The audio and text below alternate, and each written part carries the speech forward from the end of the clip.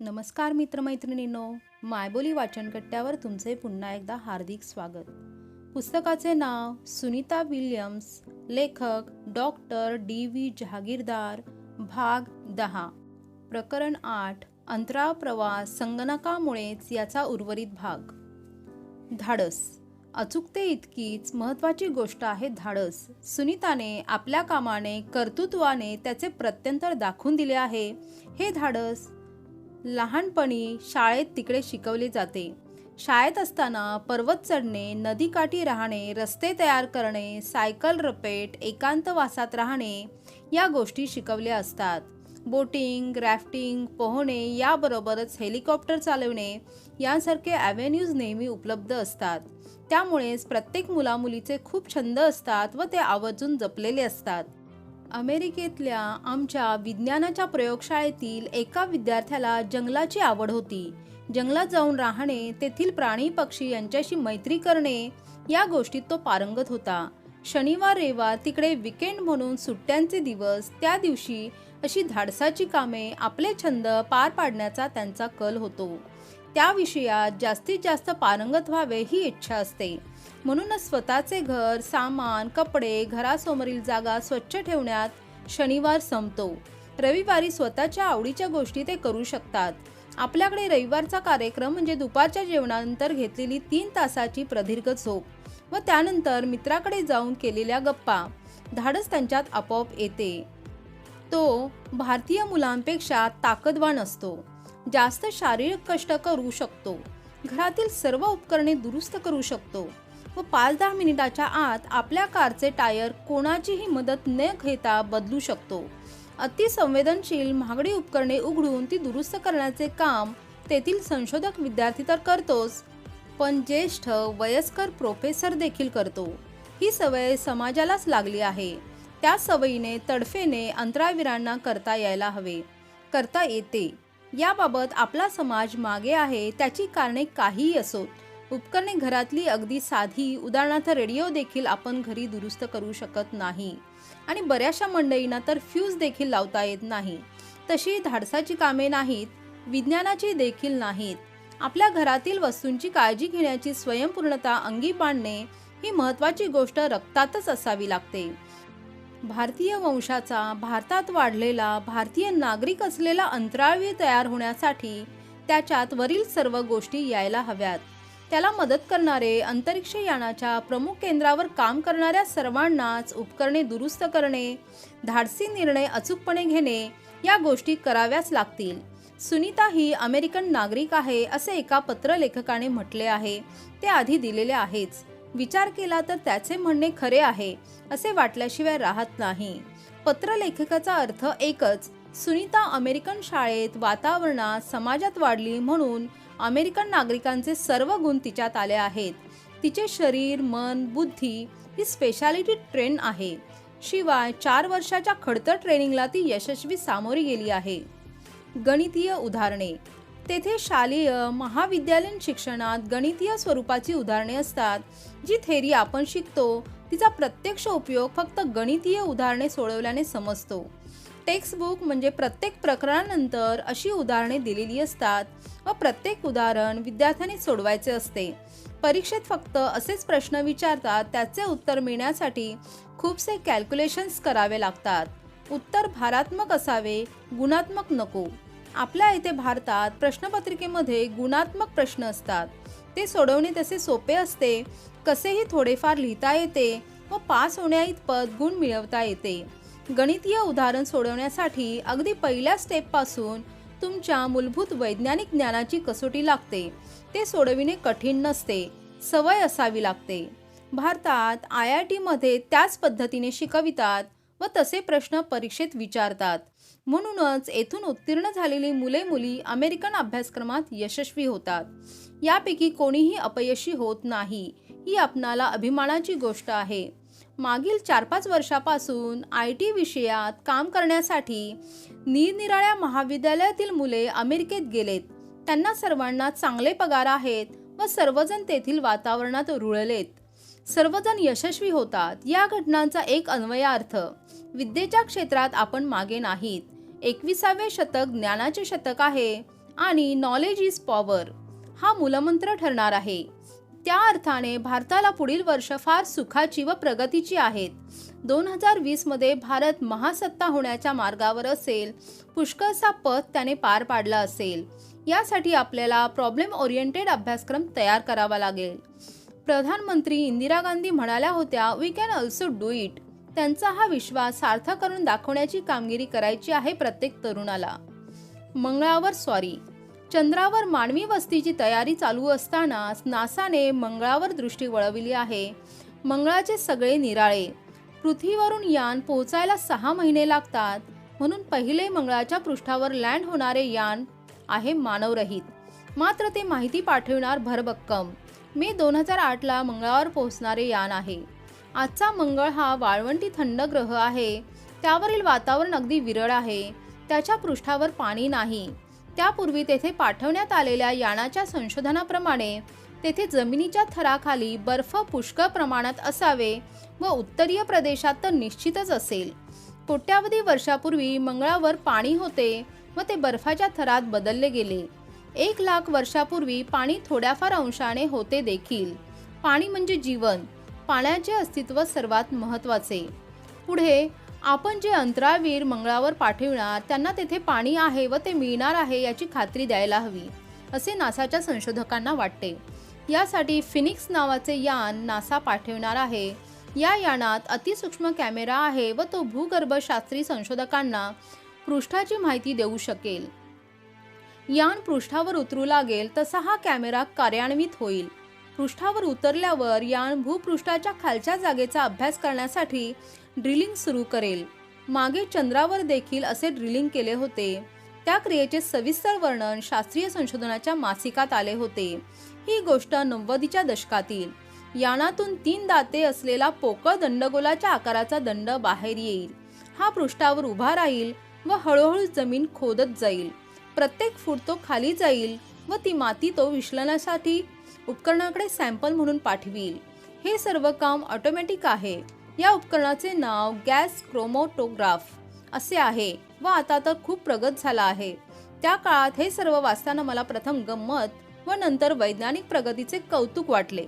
उपकरण चंद्रावर मात्र सगळा डेटा जो आलेखाच्या रूपात असतो तो नासाच्या प्रमुख संशोधन शाळेत म्हणजे हे उपकरण विश्लेषण करील व तो डेटा पृथ्वीवर सुपूर्द करील क्षणकाळात. वैज्ञानिक संशोधनाची अचूकता आहे उपकरणाची व वेग आहे कम्प्युटरचा. हे पुस्तक वाचताना सातत्याने एक गोष्ट आपल्या मनात कायम जागृत ठेवायची, ती मानवाच्या अचाट बुद्धिमत्तेची व अफाट कर्तृत्वाची, त्याबरोबर केलेल्या अथक प्रयत्नाची. चंद्र तर मागे पडला, आता लक्ष मंगळ. यान पोहोचायला जिथे 6 महिने लागतात त्या पृष्ठाचे अचूक विवेचन कमाल आहे. या यानाच्या आधी 1999 मध्ये मंगळावर एक यान पाठवण्यात आले होते, पण ते लँडिंग करताना क्रॅश झाले. आता चाललेले यान मंगळावर उत्तरेला असलेल्या आर्टिक सपाट प्रदेशावर उतरेल. हीच जागा उतरण्याला योग्य व जुलै-ऑगस्ट हा येथून निघण्याला योग्य, कारण मे तेथे पोहोचण्याला योग्य.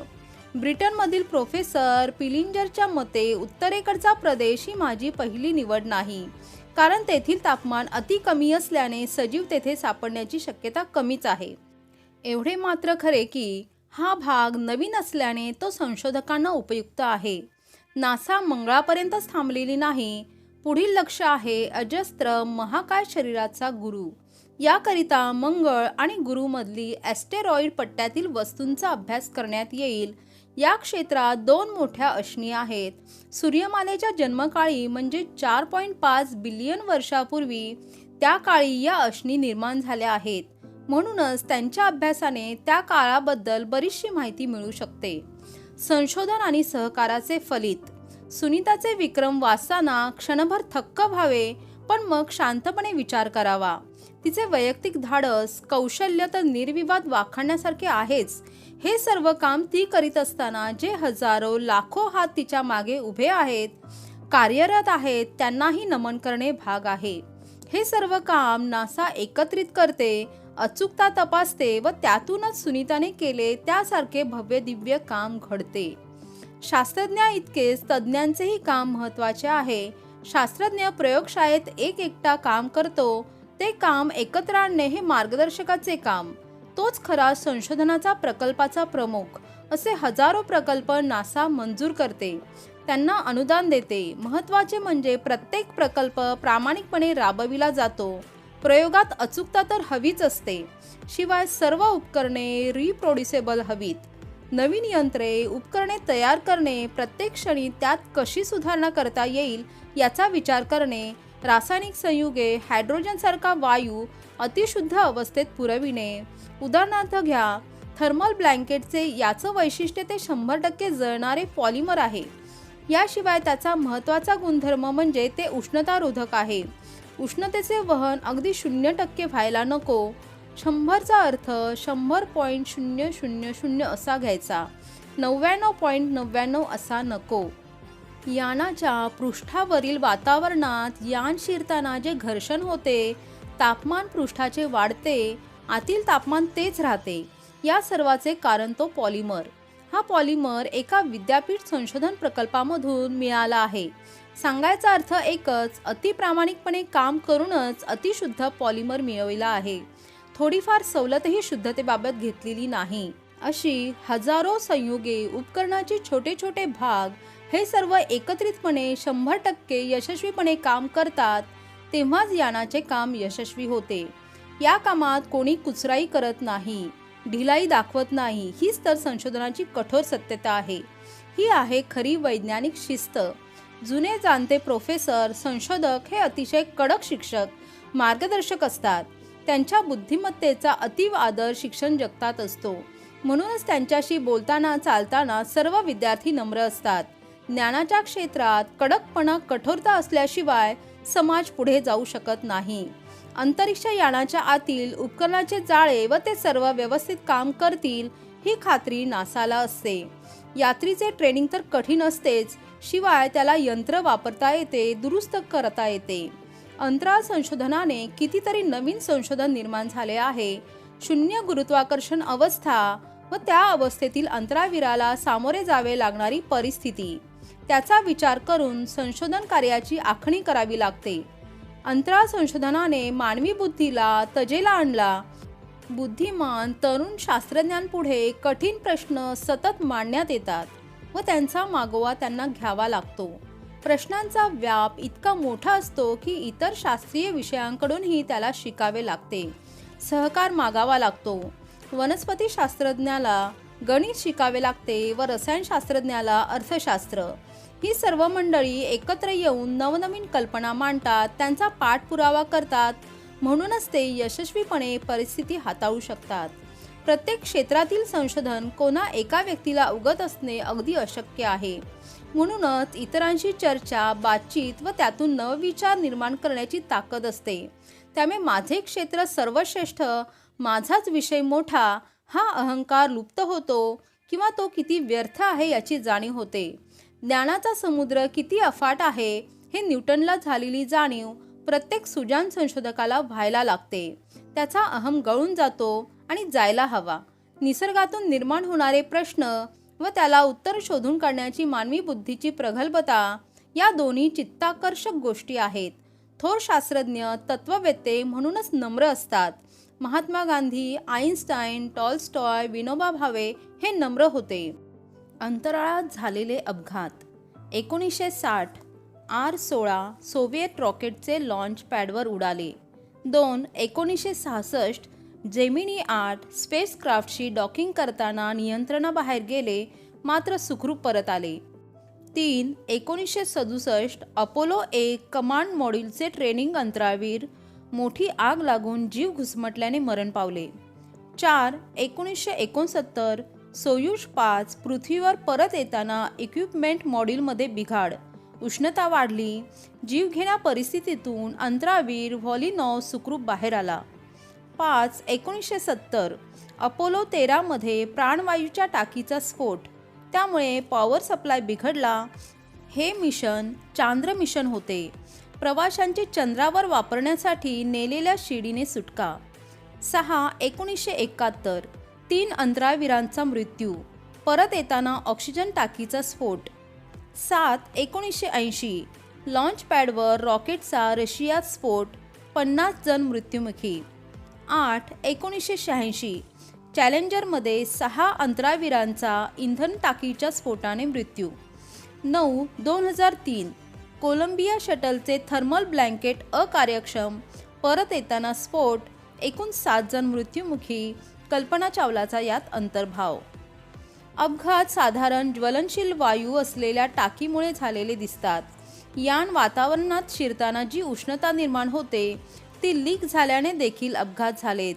असंख्य उपकरणे, प्रचंड वेग व पेट घेणारे इंजिन यांच्याकडून चांगले काम करून घेणे अतिशय कठीण असते. मानवी चुकीला येथे क्षमा नाही. भारतीय महिलांची कामगिरी. भारतात अंतरिक्ष संशोधनासाठी इस्रो नावाची संस्था कार्यरत आहे. तेथील मालती चंद्रमोहन कदाचित पहिल्या भारतीय स्त्री अवकाशयात्री असत्या. 1987 मध्येच त्यांची 1000 उमेदवारांमधून पहिल्या 6 उमेदवारात निवड झाली होती. भारतीय महिला 1987 मध्ये चॅलेंजर या यानातून अवकाशात गेली असती, परंतु शेवटच्या राऊंडमध्ये इतर 2 भारतीय निवडले गेले. हे मिशन पूर्ण झाले नाही, म्हणून ते भारतीय देखील अवकाशात जाऊ शकले नाहीत. सुनीता आणि कल्पना यांची तर नावे सर्वतोमुखी झाली आहेत व त्यांची वाहवा होते. अवकाशयान प्रकल्पासाठी इस्रोमध्ये 1163 मुली आहेत. एकूण नोकरदार 13,712 इतके आहेत. स्त्रिया सर्व खडतर व कठीण काम करीत आहेत. पायरोतंत्रावर देखील त्या यशस्वीपणे काम करतात. स्त्री म्हणून आपल्याला कोणत्याही महत्त्वाच्या कामासाठी डावलले जाते असे त्यांना वाटत नाही. मात्र आपण पुरुषांपेक्षा जास्त कर्तृत्वान आहोत. त्या कामाला योग्य आहोत हे त्यांना दाखवून द्यावे लागते, सिद्ध करावे लागते.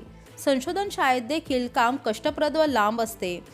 पुष्कळ वेळा प्रयोग रात्रीसुद्धा चालतात. म्हणूनच ऑफिस व घर सांभाळून काम करण्याची कसरत करावी लागते. दोन्ही ठिकाणी जबाबदारीची कामे असतात. भारतातल्या स्त्रियांची घरगुती जबाबदारी अमेरिकन स्त्रियांपेक्षा जास्तच असते. अमेरिकेत रेडीमेड फूड पॅकमध्ये मिळतात. नवरा घरकामात खूप मदत करतो. तशी परंपराच आहे. आपल्याकडे पुरुष मंडळी घरात काम करत नाही. स्वयंपाक आवरणे सर्व स्त्रीलाच करावे लागते. शिवाय तो स्वयंपाक स्वादिष्ट, रुचकर असावा असा नवऱ्याचा, मुलांचा आग्रह असतो. स्त्रीची खरी दमछाक होते. भारतीय अधिकाऱ्यांच्या जागांवर असून घरसंसार सांभाळणाऱ्या स्त्रीचे म्हणून कौतुक करायलाच हवे. या व्यतिरिक्त पुरुषांनी आपल्या जीवनशैलीत फरक करायला हवा. घरातील काम पुरुषांनी करणे हा कमीपणा नाही. मुख्यतः परंपरागत चालत आलेला पुरुषी अहंकार त्यांनी बाजूला ठेवायला हवा. इस्रोमध्ये एक महत्त्वाची गोष्ट आढळते. संसार व ऑफिस ही दोन्ही स्त्री पुरुषांपेक्षा जास्त चांगली सांभाळते असे तेथे मानतात. शिवाय त्यांच्या संभाषण चातुर्य व मैत्री करण्याची कला पुरुषांपेक्षा जास्त चांगली असते. इतके असूनही इस्रोची संचालक होण्याचा बहुमान अजून कोणत्याही स्त्रीला मिळालेला नाही. ज्येष्ठ स्त्री संशोधकांना वाटते की परिस्थिती आता खूपच बदलली आहे. स्त्रिया इंजिनियर्स जास्त संख्येने होऊ लागल्या आहेत. शेवटी काय, तुमचे धाडस व कर्तृत्व हे महत्त्वाचे. इस्रो पुढील दशकात मानवाला अंतराळात पाठवण्याची मोहीम घेईल. 2 अंतराळवीरांना घेऊन हे यान पृथ्वीच्या 400 किमी अंतरावर फेऱ्या मारेल. दोघांपैकी एक स्त्री असेल. मात्र एका विशिष्ट मर्यादेनंतर स्त्री पुरुष हा भेद राहत नाही. तुमची कार्यक्षमता, तुम्ही ज्या घरी वाढलात तेथील वातावरण, कुठल्याही संकटाशी सामना करण्याची तुमची हिंमत व महत्त्वाचे म्हणजे मानसिक स्टॅमिना. कुठलीही चिंता किती काळ बाळगायची याचं तुमचं ज्ञान. या अटी स्त्री किंवा पुरुषाला सारख्याच असतात, कारण दोघांचेही काम सारखेच खडतर असते. सुनीता म्हणाली होती, अवकाश कामात स्त्री पुरुष या भेदाला काही अर्थ नाही. सुनीताचे वडील भारतीय, ती अमेरिकन समाजात वाढली म्हणून तिचे आचार विचार त्याच पद्धतीने राहणार. भारतीय स्त्री, भारतात जन्मलेली, भारतात वाढलेली, जेव्हा अवकाशयानात यशस्वी सफर करून येईल तो दिवस खऱ्या अर्थाने आपल्यासाठी अतिशय आनंदाचा ठरणार आहे. एक घटना जिच्याकडे आपले फारसे लक्ष जात नाही ती ही की बाकी सर्व देशांच्या मानाने भारताची कामगिरी अभिमानास्पद आहे. 3 अंतराळवीर भारतीय नावाचे आहेत. धाडस, बुद्धी, हिंमत या बाबतीत आपण इतर राष्ट्रांपेक्षा वरचढ आहोत. प्रगत राष्ट्रांच्या बरोबरीचे आहोत. ही आपणा सर्वांना प्रसन्न करणारी घटना आहे. सुनीताच्या विक्रमाने याचे प्रत्यंतर आले आहे. म्हणूनच म्हणायचे शाब्बास सुनीता, शाब्बास. भाग 10 समाप्त. सुनीता विल्यम्स या पुस्तकाचे संपूर्ण वाचन समाप्त. आपणास जर माझे वाचन आवडले तर व्हिडिओला लाईक आणि शेअर करा. यांसारख्या अनेक कथा, कादंबऱ्या यांचे ऑडिओबुक ऐकण्यासाठी चॅनलला सबस्क्राईब करा. आपले व्हिडिओबाबतचे मत कमेंट सेक्शनमध्ये लिहा. थँक्यू.